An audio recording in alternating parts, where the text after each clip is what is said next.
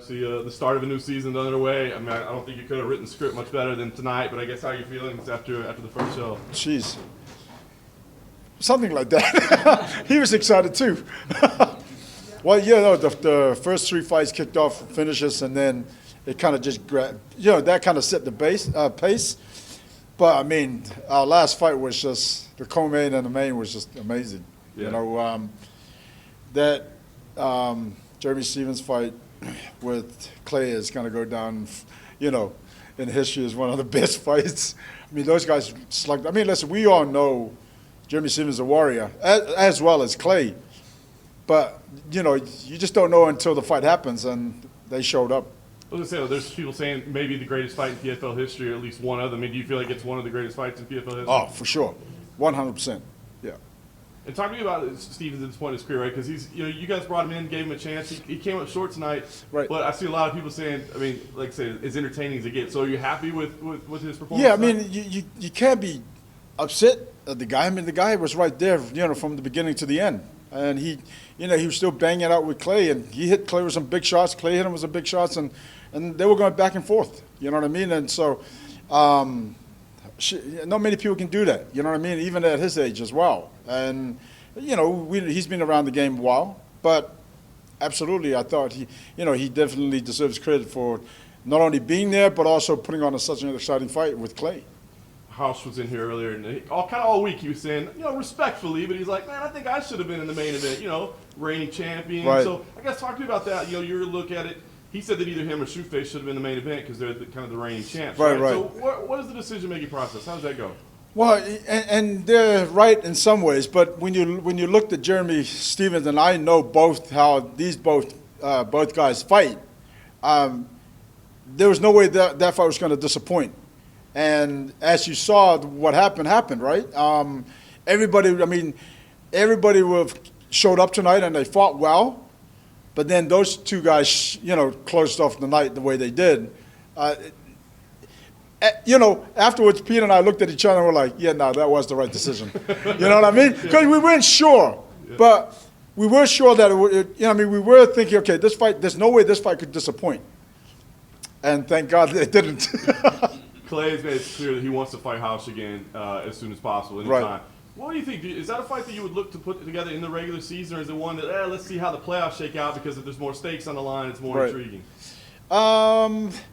I just got to go back and look at, how the fights panned out for everybody tonight, and then look at it if it makes sense for them to fight in the second regular season fight. I'll make it happen. But if not, then, again, there's the playoffs, and four guys got to make that playoffs. And so I think when I look at it all in all, I think it'd be ideal to leave it for the playoffs.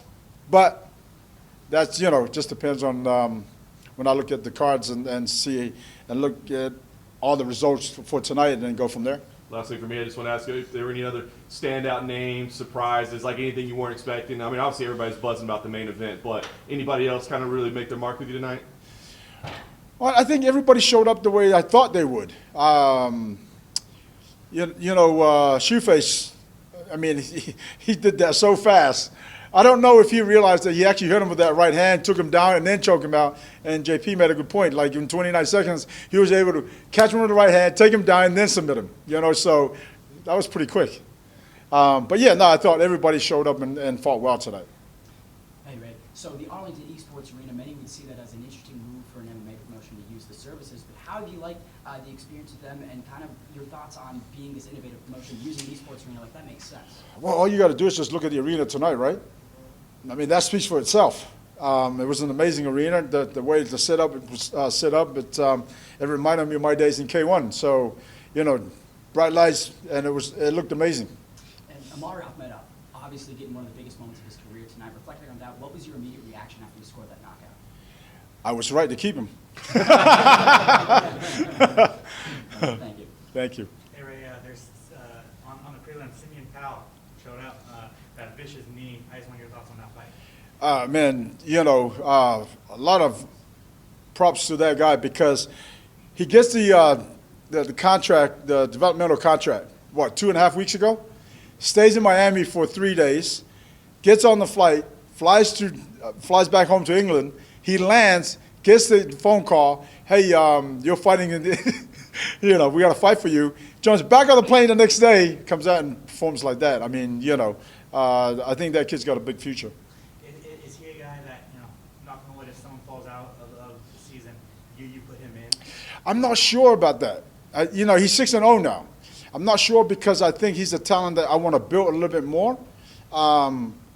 But that's a conversation I think that he and I would have. But I mean, really, if I would like for him to have maybe 2, 3, 4 more fights and put him in the season 2023.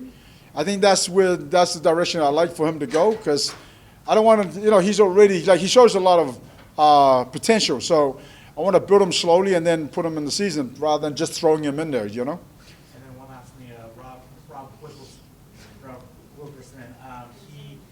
All the hardcore fans knew how good this guy was. Right. He came out there, did a statement, man. I just wanted your thoughts on him.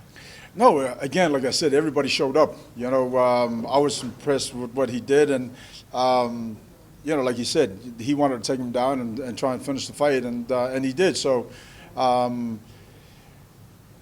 all these new guys that come into the season, when they come, when they debut like that, that they're going places. Ray, quick question. Corey Hendricks was a massive underdog, and I believe he shocked a lot of people tonight. I just wanted to get your thoughts. What was your thought on his performance? I don't know why he was such an underdog because Corey has a lot of experience and he's fought at at ACA, pretty much fought everywhere. And so I wasn't surprised the way the fight went, but I did find out later that I guess Emiliano, and this is not taking anything away from Corey, but Emiliano went in there with a hurt knee or bung up knee or something. I think they said he hurt his ACL, so I'm not 100% sure. But yeah, that's what he said afterwards. But that fight was for me, that fight was gonna be a 50-50 fight anyway, and the outcome and the result didn't surprise me at all. Last question for me: was there any performance? And of course, there was a lot of great ones, but anything that stood out to you? You can't not go past the main event. You know what I mean? Like that fight, it's just you could. As a fan, I could sit there and watch that fight again and again and again. You know what I mean? So that's definitely the highlight of tonight, and obviously that's going to be the fight of the night. But I also like the way Omari finished, Hector Pesta. I didn't think that fight would finish like that. I thought it was going to be, maybe second, third round, something may happen there. But man, Omari wanted to make a statement tonight, and he certainly did.